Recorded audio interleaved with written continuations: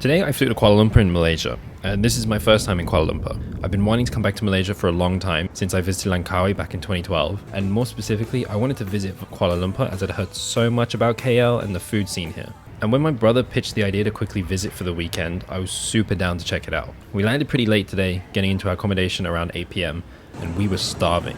So after freshening up, we headed straight back out to check out the Jalan Alor food street that was only about 25-minute walk away. And I'll be honest, leading up to the entrance of the street, I wasn't too impressed until we turned the corner and got our first glimpse of this incredible scene.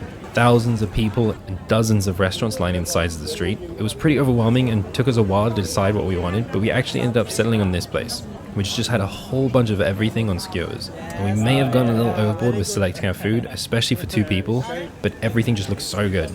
So we sat down, we ordered some beers, which was pretty cool because it was just a separate guy running around selling beers to all the customers, eating at all the different stalls. And just like that, our food started coming out already. And just off the top of my head, we ordered some mushrooms, this giant prawn, chicken livers, pork belly, these cubes of blood, lamb, squid, steamed Chinese cabbage and bok choy, chicken wings, and a few other things. All the food here came out to about just under $40, so not too bad considering the giant prawn was the most expensive thing. I ended up eating most of what we ordered, but I still had a little space left to smash down a few desserts, and I've been craving coconut ice cream for the longest time now, and what do you know, there's coconut and mango ice cream here as well. So we got one of each, which were just under $3 each. Can you tell I'm already loving this place?